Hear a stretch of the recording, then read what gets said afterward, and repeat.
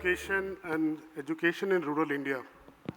So I think like any classroom, the students has to come on time, but unfortunately we are late for the class. So we'll try to cover up as much time we have. Um, I think this is a very pertaining topic because we heard in the morning when Bhaumik and the CSRBOX team was presenting that how the concentration of CSR funds to the larger cities and larger developed states than the rural masses, right? There are hardly like, not even a 1% goes to state like Bihar, Northeast and all. 68% of Indian students in primary education still study in the rural Indian schools. And most of them are government or a government aided school.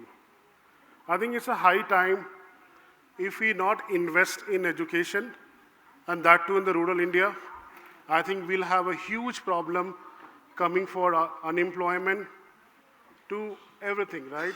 And the divide is also widening as we see the world is like progressing so fast.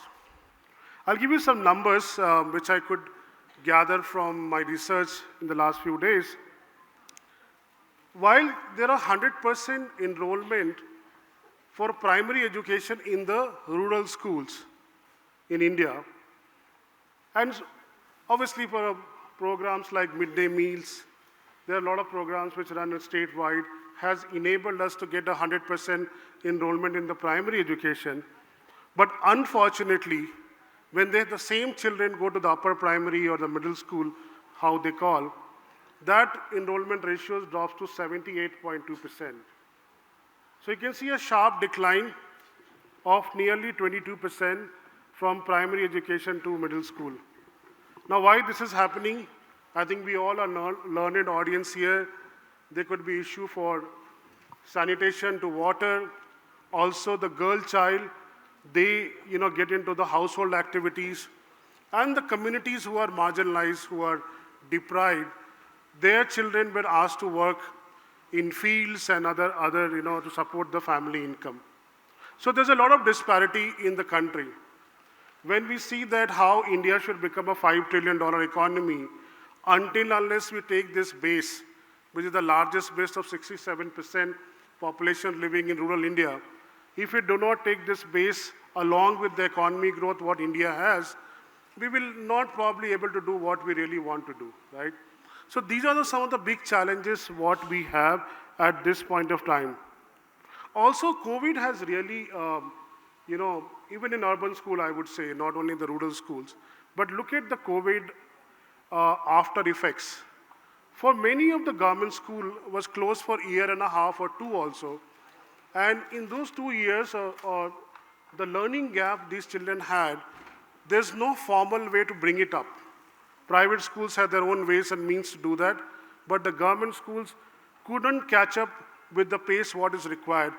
And if you have noticed the recent ASA reports, every report says that there's a huge challenge in the fundamentals, especially in numeracy and literacy. So these are the challenges is ahead, and every one of us in this room has to work around to make sure that this 67% of Bharat or India, shouldn't be left behind. I also give you some more data in terms of how these are the challenges what the rural India is facing at this point of time. And I would request our learned panelists to also share what is the best learning they had while implementing some of the large initiatives in their areas. Each one of us on this panel have done a very, very high degree of impact work. But I think it's important for us to learn from them that what are the challenges and learning they have received. See, also what we are seeing is that the digital divide between haves and have-nots is widening.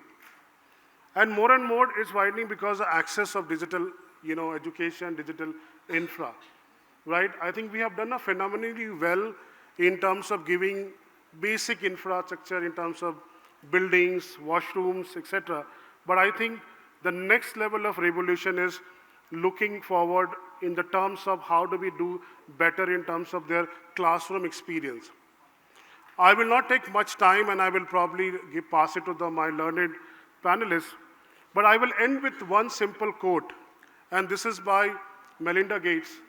And she told this long ago in one of the interview, that all you need in a school is two things. A teacher who is willingly teaching the kids, who's interested to teach the kids, and the children are enjoying learning. If these two things happens, all of these things, challenges, infrastructure issues will all be subsided. But if the teacher is not interested to teach and the children are not learning by themselves or not motivated, I think all the effort what we make will probably not happen. So with this, I will now pass it on to my fellow panelists, and I will request the first panelist, Mrs. Vibha Paul Rishi. She's a board member, independent director with Pratham, Asian Paints, and ICICI Bank. I request you for your opening remark, and then we follow up with the question. Thank you. Hello, good afternoon, everyone. It's always tough to be on a panel right after lunch. So if we all put you to collective sleep, we can blame it on the lunch. So I would first start by acknowledging the great strides that various governments, both at the center and at the state level, have made. In the last decade or so, we've seen massive amounts of construction after the Sarva Shiksha Abhiyan started. There is a village, within 10 kilometers. There is and now sanitation facilities are improving. I spend myself personally some time in parts of Bihar, Chhattisgarh, Jharkhand, Telangana, everywhere that you can imagine in rural areas. And I can tell you the last 10 years, I have seen massive change. But I think one of the things that ASAR, which is also run by Pratham, by the way, keeps throwing up that input is not equal to output. So learning outcomes still leave a lot to be desired. Part of it is because assessment now doesn't happen till after class 5. So to add to the list of things you said, it isn't a question of bad intentions. Very often, kids just get left behind and overlooked and can actually go through 5 years of school without learning anything and without anyone noticing. I was one of the students who really was a reluctant student. I used to go to school to try and avoid as much learning as possible. For me, it was all a game. But you know that teachers teach to the front of the class. It is hard to keep front and back going at the same pace. And I think that's where Pratham's programs began, which was driven by the ASAR learnings, was to create modules.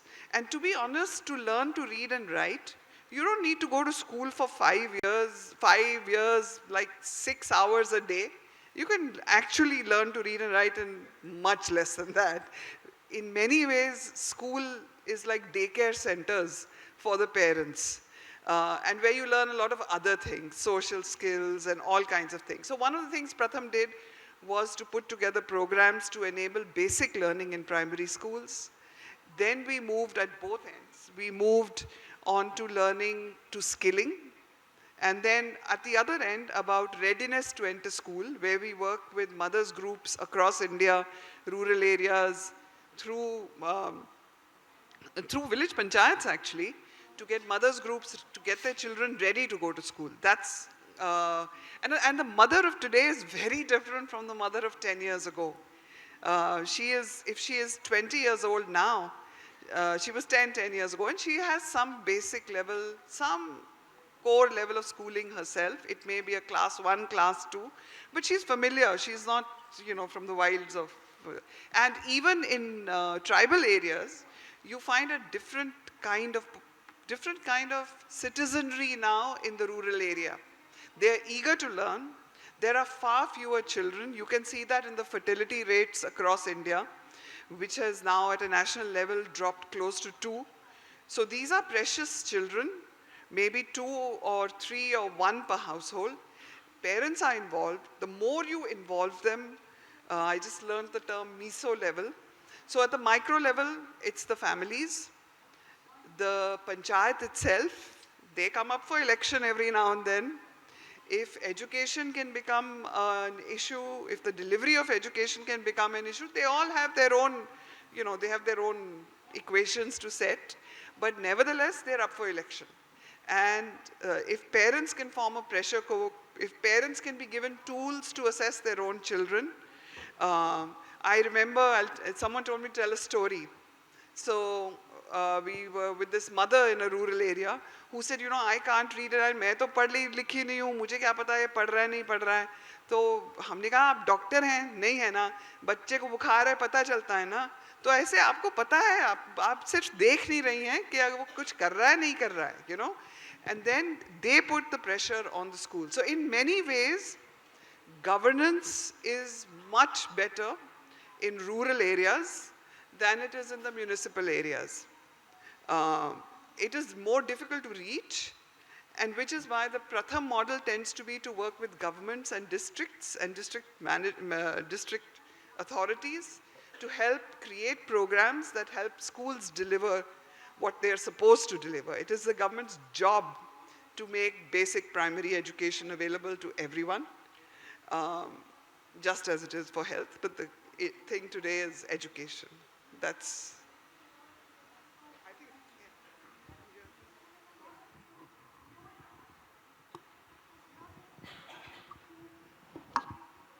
Thank you. I think one of the things which ESSER report has really done for all of us is that it has given a baseline where to start. I think there wasn't too much of information. Most of us, when we plan our CSR projects, I think this report really gives us a good indicative in terms of where we are and what we really want to achieve. Before I move to the next panel, I want to ask this audience, how many of you in this room has actually visited a government school or a rural, school subsidized in the last 6 months? I think it's really deserve an applause. I think, for almost 70% or 80% in this room has visited a government school. And I think that's very, very important. And I was discussing offline with the panelists that how it is important for every one of us to meet and actually understand on the ground. And you all will probably agree a challenge in Haryana and Rajasthan to Karnataka or to Bihar will be very different. And that's exactly we were discussing in the panel before. Now, let me move to our next panelist. And I will request Dr. Davinder Singh, who is a president of Kalgidhar Trust. And they have been doing commendable work with the rural education. Sir, over to you. Thank you, Abhishek. Good afternoon to all of you. I represent the Kalgidhar Trust, and we are deeply engaged in rural areas of North India and 5 states: Punjab, Haryana, Rajasthan, Uttar Pradesh, and of course the place where we have a flagship school, Himachal Pradesh. We have been in this for the last almost 4 decades. Our founding saint, he had envisaged in 1904 that education devoid of values will produce human beings who have a lot of ego, and they will tend to amass wealth and eventually destroy the world. So with this purpose in mind, our schools were set up. It's a unique form of education where the foundation is based on spiritual values. And on top of that, we provide the conventional education, quality education to rural children. We have a chain of 129 schools. And in these 70,000 children, all rural, are studying. Almost 40% are girls.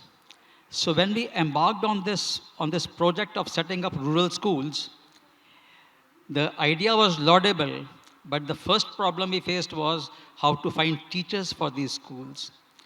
And the moment we had someone from the town, the day she got a job in this town, she would rush back there.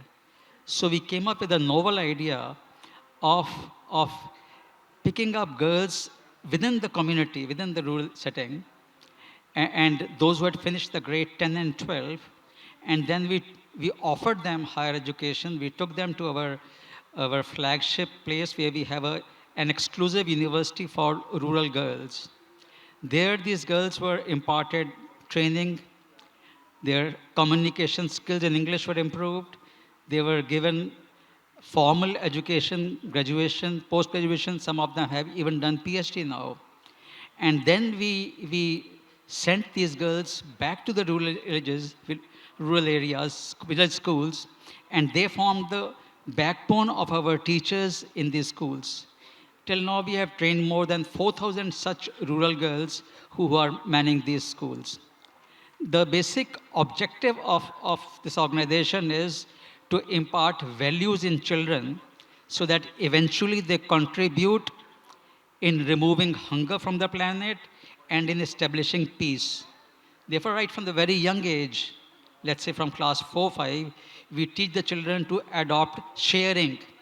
We give them the importance of giving. See, we believe that art of living is wonderful, but what is more important is that we teach our children the art of giving and sharing.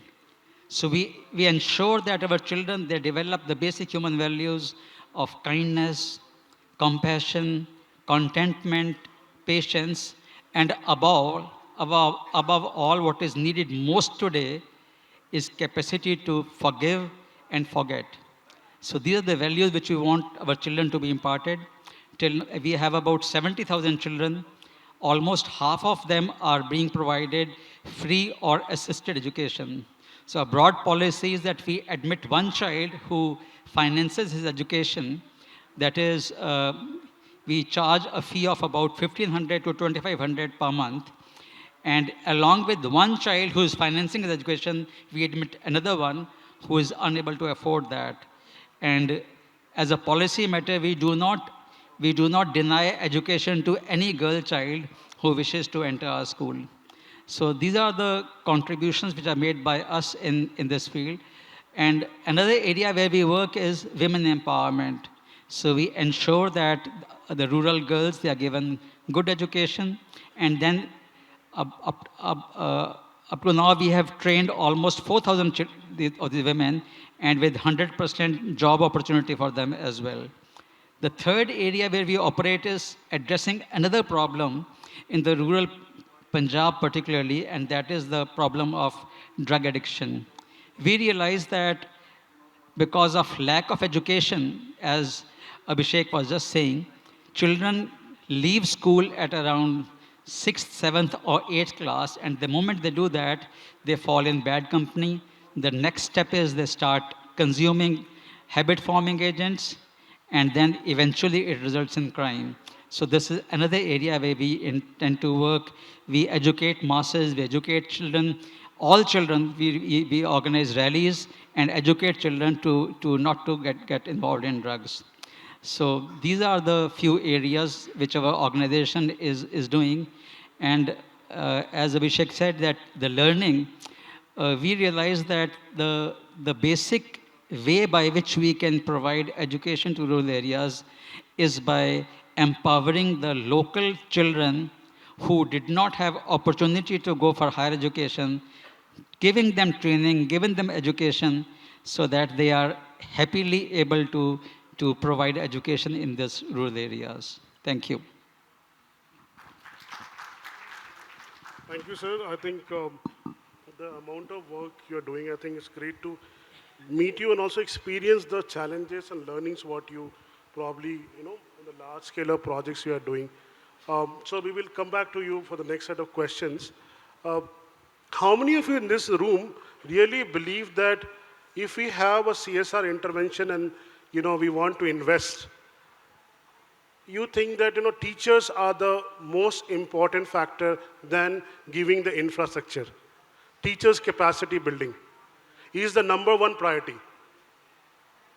So I think the 60%, 50 to 60% of the room, the majority of the room thinks that, I think that's where the biggest challenge I personally see, because we are working in 20 states and more than 1,000 schools. And I personally see that, that most of the teachers are not especially in government school, not motivated enough, right? There's no aspirations. My mother was a government school teacher. She joined as a graduate teacher, retired as a graduate teacher. Where each one of us who work in corporate look for a hike, a promotion every 2, 3 years. There is a rewards, recognitions. So I think the teachers are also an equal partner. And if we include what we have experienced, if we include teachers in your planning strategy in your CSR projects, your impact will be times than what if you don't do that. So this is one. Thank you for giving that feedback. Now let me move to our next panelist. And Sowmya, who is a director at KPMG in education skilling. And Sowmya would like to share some of your best practices. Hello. Yeah. Hi everyone, I am Sowmya. I am here representing the India Partnership for Early Learning, which is funded by USAID.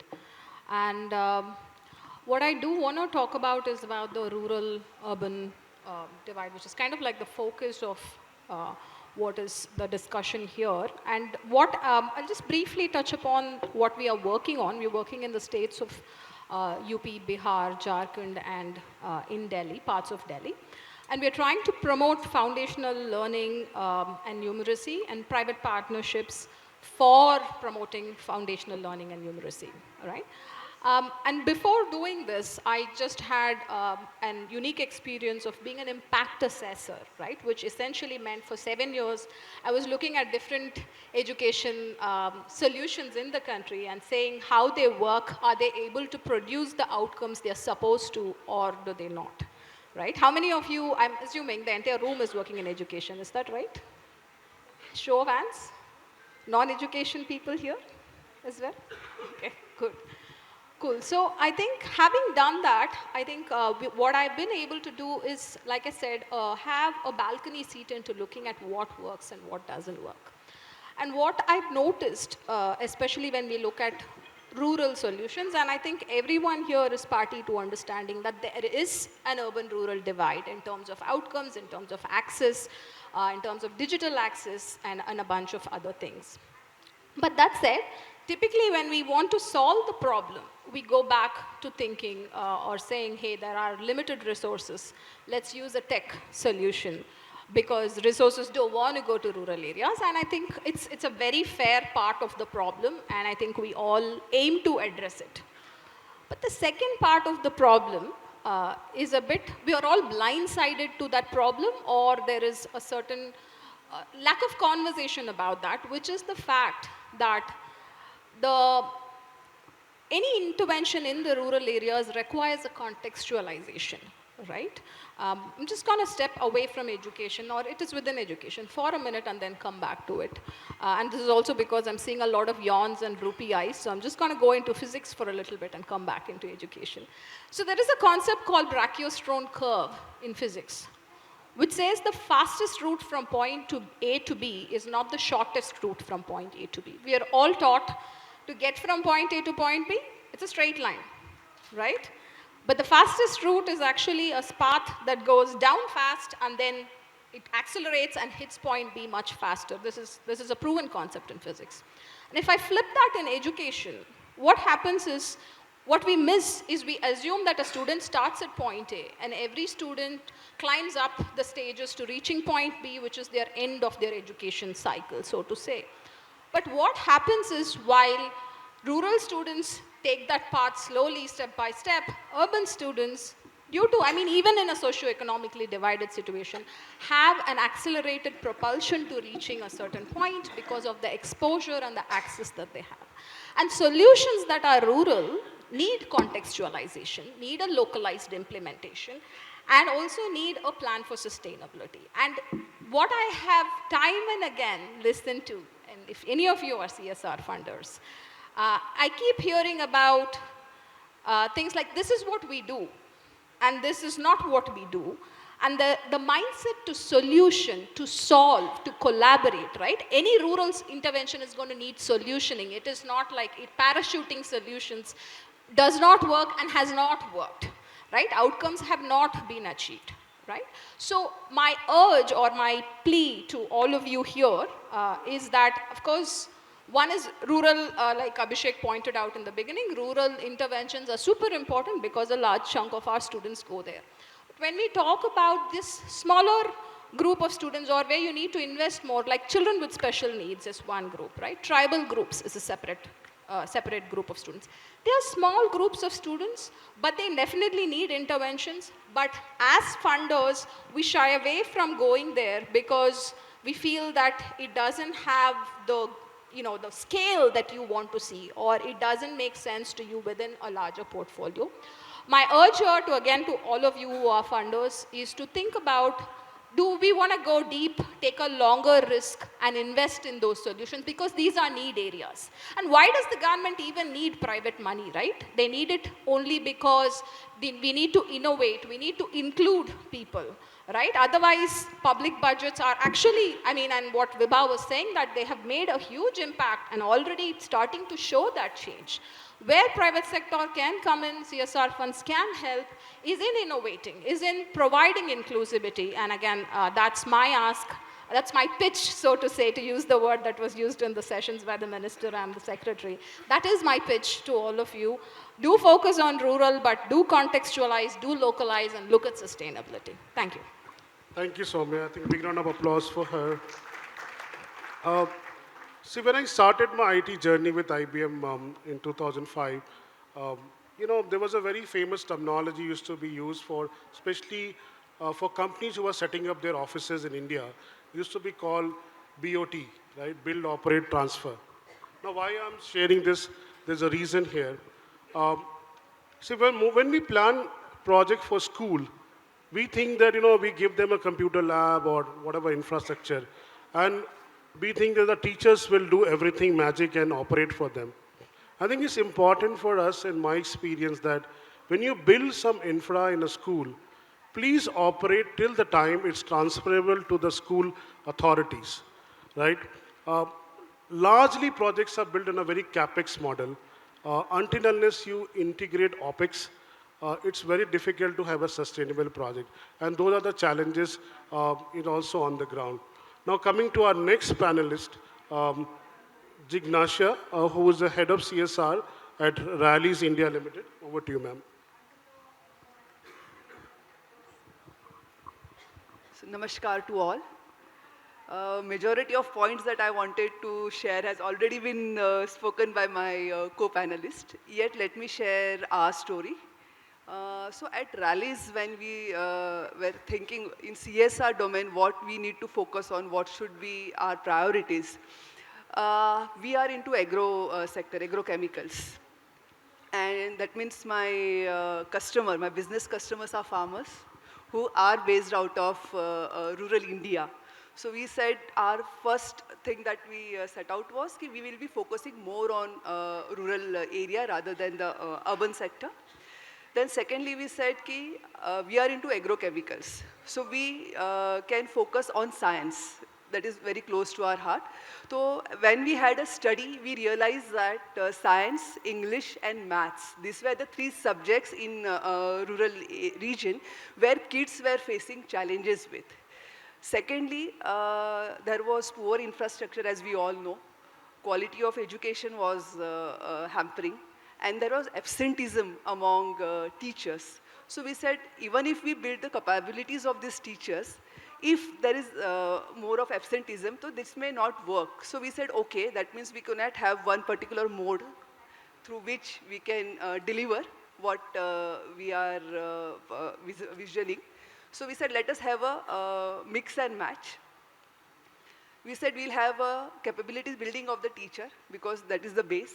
And if you want to sustain the program in long run, we need to depend on these government school teachers because majority of our schools are belonging to are either Jilla Parishad schools or ashram schools. So we said we need to focus on building the capabilities of this. So we started working with government authorities in our area. Secondly, we said everything is going digital, so we need to focus more on a digital platform. So we need to have a hybrid kind of an initiative where a rural child has lot of potential, but the challenge was they were not given much exposure. And exposure भी issue ये था कि they may need their own space. Everybody may not be able to cope up at the same time. So we said we need to deliver a activity or an initiative where a child can learn with its own space as and when it is comfortable for him or her. And it has to be more of a fun component has to be built in whatever initiatives we design. It should be more audio-visual kind of a content with which child can relate and without getting stressed out can learn and grow.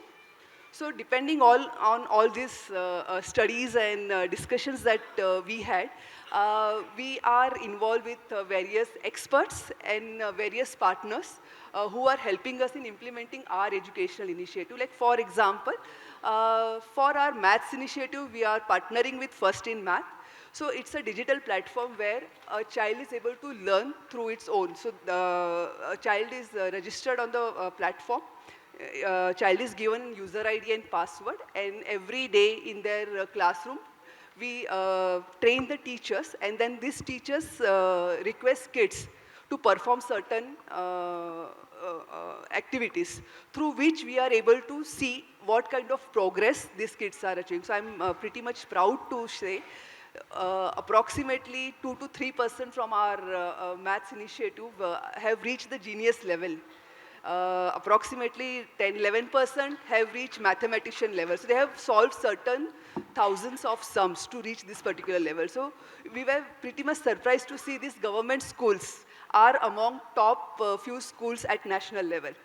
Second initiative that I would like to share is FALI, that is Future Agriculture Leaders of India. Being into agri sector, we said we need to promote agriculture. क्योंकि ये समझ में आया था कि farmers are not pretty much happy passing on this profession to their next generation, because they said कि हम लोगों ने जो भी परेशानियाँ झेली है, हमें नहीं चाहिए कि हमारे बच्चों को भी वही परेशानियाँ झेलनी पड़े.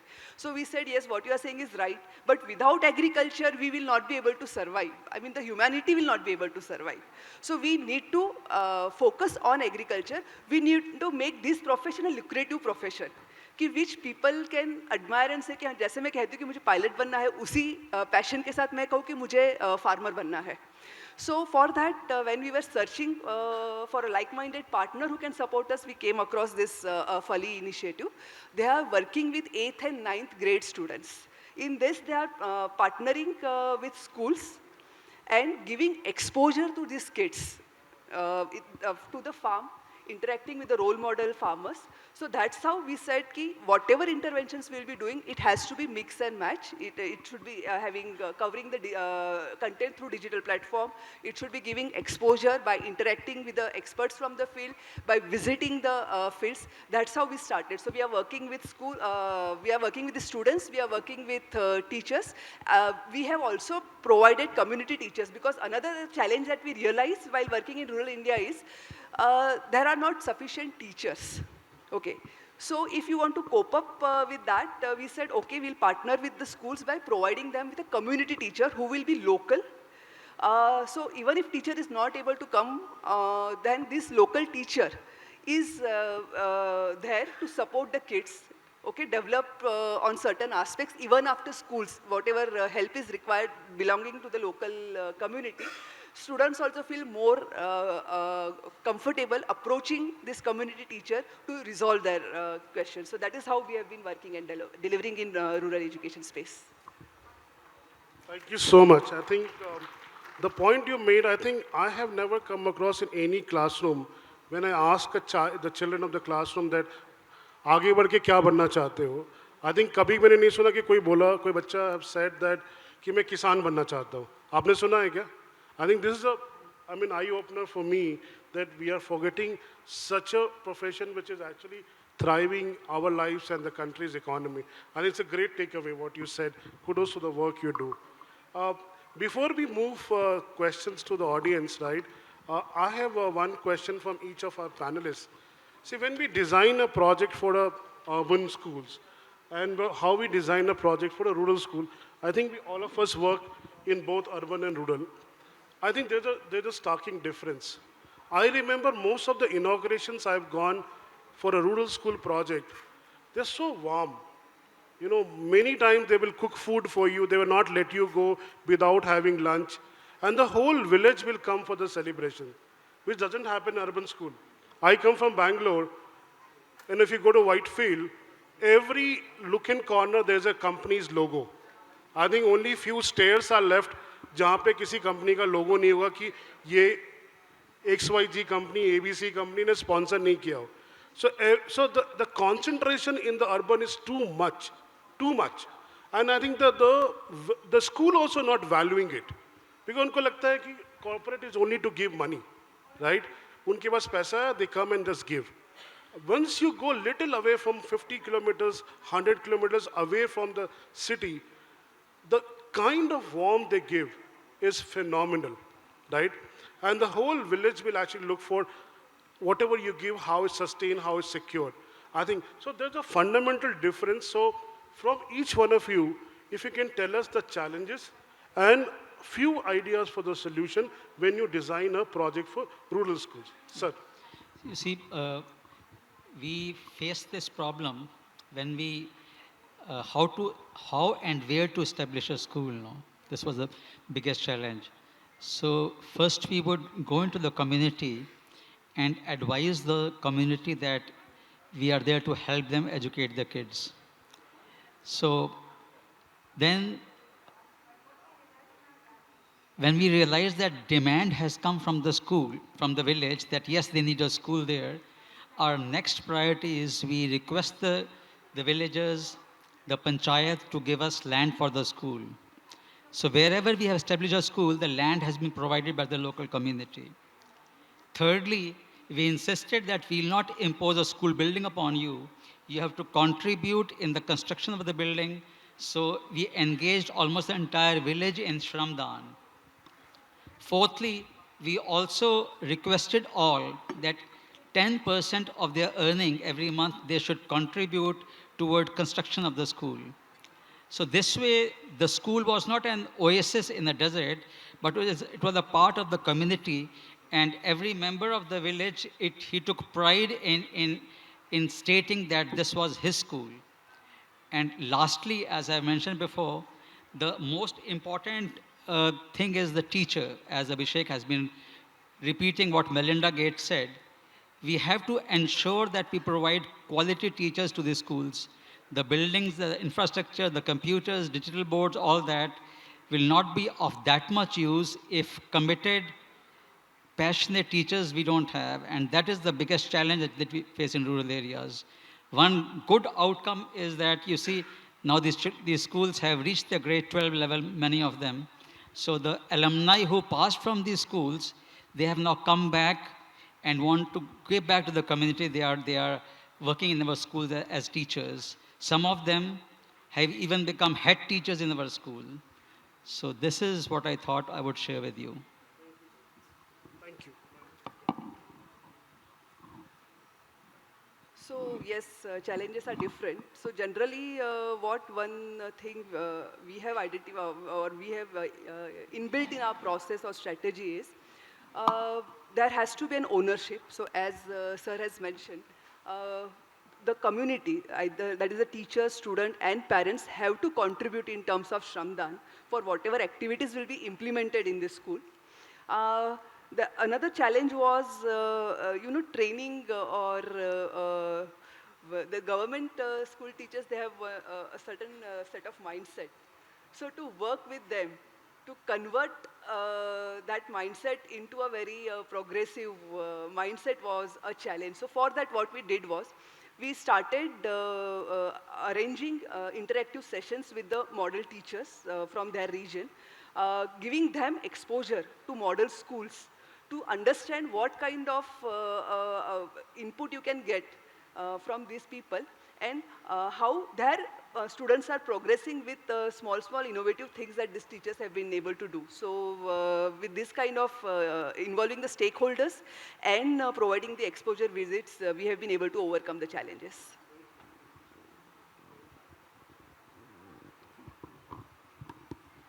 So I can tell you what not to do. What not to do is to parachute in, give an injection of an education, and then fly away.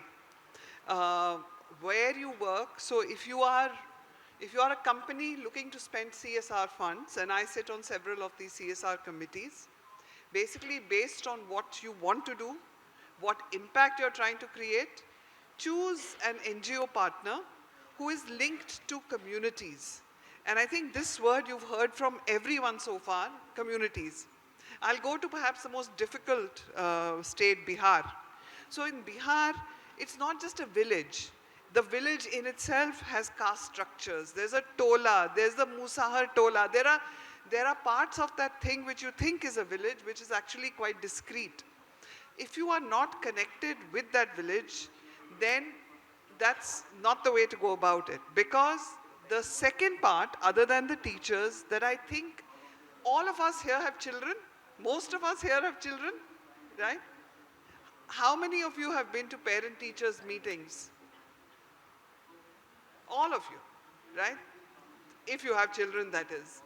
You know, increasingly we are pushing parents in rural areas to get involved, to go at least once a month, to challenge even if they cannot read and write themselves. So when you say community, you are not talking just of the teacher or of the principal or even of the sarpanch, even the parents and the uncles and aunties, everyone when they get involved, they point to the child. And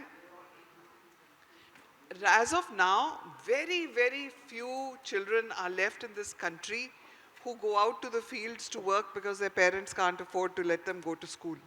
Most of the time, parents will turn around and tell you, इसको school भेजते हैं, कुछ सीखता तो है नहीं, क्या फायदा क्या हुआ, you know? सारा दिन तो आवारागर्दी करता है, स्कूल में कुछ सीखता नहीं है, पढ़ना लिखना 5 साल हो गए, पढ़ना लिखना नहीं आया स्कूल जाते हुए. That's when parents give up. So I think, to me, the biggest thing is make sure your NGO partners have links in whichever community you have decided to serve, and get those impact studies done. Without them, you're just basically making yourself feel good. Thank you. Sowmya? I'll just add one more layer to that. I think all of what the co-panelists said added up to accountability from the people that we are working with and engagement from the people that we are working with. And that can happen at a student, teacher, parent level. It can also happen at one level above, at a block, at a district level. And again, I would speak to the funders and explore options like accountability-based funding, results-based funding, outcomes-based funding. That's a third pillar, right, that private sector can bring in. One is inclusion, the other is innovation, the other is accountability. So I've been part of projects in Haryana where, you know, there was a Samagra Saksham Haryana project, where they made the blocks accountable for the learning outcomes in their blocks and were rewarded based on the outcomes that were achieved. And that was funded by private partners. And that drove huge change, actually focused on outcomes. It educated the districts. So, I mean, and the reason it worked so well compared to many large-scale assessments that have happened before is because the participants were involved. They were accountable for the results. They had to watch those results and they had to prove that their block was Saksham, right? So accountability and ownership at all levels can be driven when you fund any of these initiatives, and that's also something that, you know, helps in rural bridging the rural-urban divide, because there's a mindset to participate more, like Abhishek was pointing out. Thank you, Back to you, Sowmya. Abhishek. Thank you. I think just to summarize, I think each panelist agreed to the point that we just don't go with a tailored solution, go with the approach of consulting with the stakeholders. Also, I think the baseline between a private or urban to a rural is always different. So don't go with the mindset of a baseline with the same.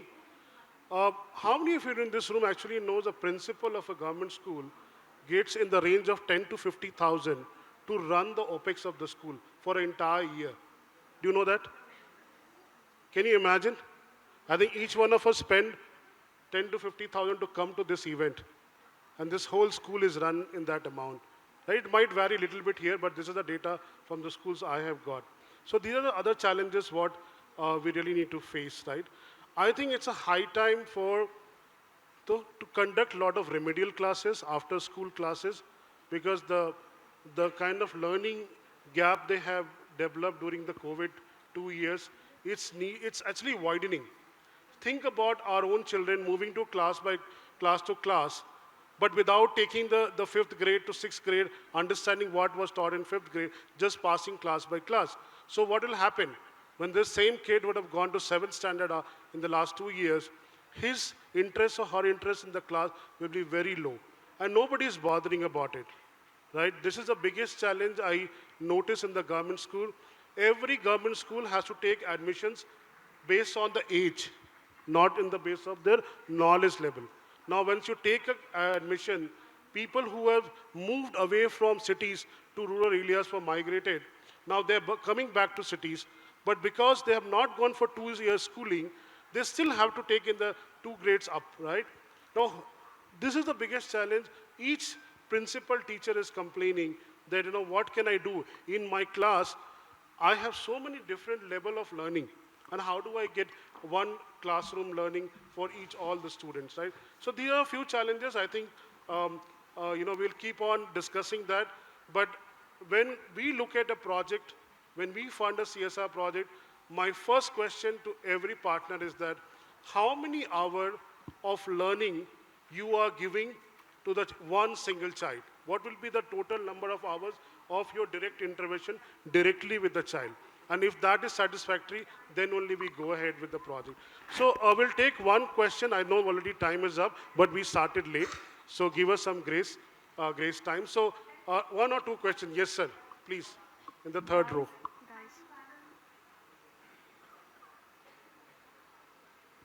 Hi, thank you.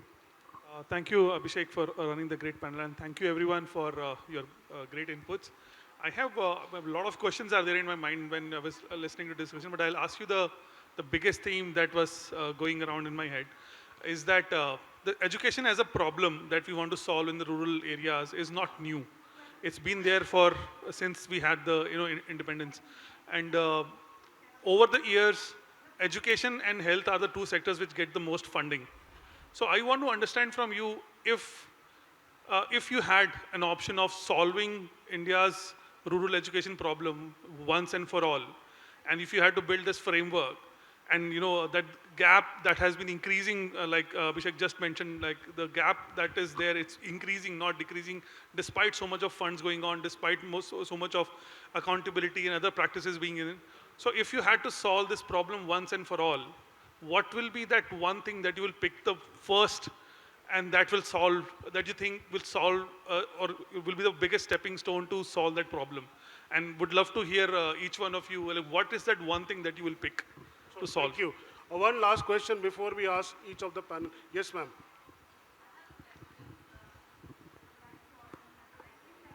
Since we are good afternoon, everybody. I have a question regarding education because CSR norms are that you fund year on year. And a lot of times, a lot of projects in education, you need to have at least a 5 or 10-year plan if you're looking at impact, because everybody's talking about impact assessment. And I know Sowmya talked about results-oriented funding. I completely agree, but the point is that you can't build results in education in a case of 9 months, because the CSR funding is only for 12 months. The school year is only 9 months.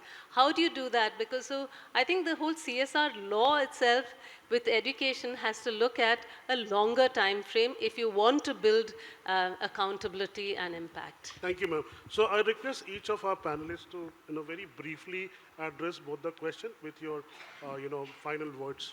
So as you just said, that two issues are of paramount importance. One is making the child go to the school, and second, where we have a serious shortfall, serious handicap, that is having teachers for these schools in rural areas. They are just not there. So in order to solve this problem, these two areas have to be addressed. We have to make the children enter the school, educate the parents, and then we have to have large number of volunteers like Pratham is having, who will go to the rural areas and teach these children. one take from my side is I would prefer if we develop technology, we take help of technology, develop an platform where child can learn as and when he or she is comfortable and has that open mind to understand the concept and get it through. So for me, self-learning space through digital platform is the one take that I would prefer. So first of all, I will contest that nothing has happened. So much funding has gone and basically, we're still funding it. So 100 years from now, there will still be problems in education, right? There will be different problems. Today, the United States of America has issues in education. They are different. They are first world problems. So the problems will always, there's no final solution here, as there is not for anything in life. Having said that, the one thing I think that can change, transform everything is when the community and families start demanding outputs, start saying, this is an outcome that I am demanding, and they know who, again I'm saying rural is easier. You know who the sarpanch is. You know who the sarpanch's henchmen are. You can go and demand that, especially women. You should meet the Jivika ladies of Bihar. They will go and demand, saying, "Ke abhi tak kisi ko aaya kyun nahi?" So I would say that that is one. Your question actually is very simple to answer because I've been on the most of my experience actually is in funding, not seeking funds. There is nothing in the law that prevents you from multi-year funding. Your computation of CSR funds is once a year, but you can actually carry forward CSR funds for 5 years, I think. So I don't actually understand the question. Maybe you can ask me separately. 5 years, I think, yeah. Okay, quickly to your question, I think my answer is a fixed foundational learning because I think that is where the gaps begin and we don't pay a lot of attention to it. I think that will help fix the urban-rural divide, so foundational learning to that. And Maya, to your point, I think that was answered, but I'll also again contest that outcomes can be shown in 9 months. For at least most of the initiatives that most people fund, outcomes can be seen and we've seen it. So, yeah. It's been on my mind through this discussion, but I can tell you the one good part of the COVID epidemic is that you go to the furthest rural Chhattisgarh tribal village and you meet a bunch of mothers and you ask them, how many households tumhare ghar mein smartphone hai? 90% of the hands go up. So when we are talking about digital learning, don't think central processing units and so on. Think of that phone. Even if they can't read or write, they have learned how to use that phone. They may not have personal phones. They don't have personal televisions. But they have access to smartphones. And COVID ne sikhaya sabko ke, how to impart learning through that as well. Thank you, ma'am. I think this was a fantastic conversation in the limited time what's given to us. My 2 cents on the questions asked here. I think, every company is now working on the exit strategy from the project. Now, there's no defined rule of 3 years or 5 years. It all depends upon, as I said earlier, that you have to transfer when it's operationalized by the, whoever you are giving the funding, right? The second thing, I think one gentleman asked here was, what's the solution? I think until unless the PPP model will not come in this education sector, we can keep talking for decades. But this will, the revolution, what happened in transport and other sectors, what we saw with public, I think it has to be not in just tagging that school adoption has to happen, but really giving the authority to run the school to private bodies, the local bodies like what's happened in the US and other examples were cited, the community involvement. In the real terms, I think I was in Jaipur in a village yesterday, and every teacher, half the teacher of the school is going for Rajasthan election. This is the irony also we have. So until unless we stop teachers for not going to election, census, caste census and everything, I think this problem will continue and we will keep discussing that. So with this note, I would like to thank each one of you for sharing your valuable insight. Thank you so much for a wonderful audience. What you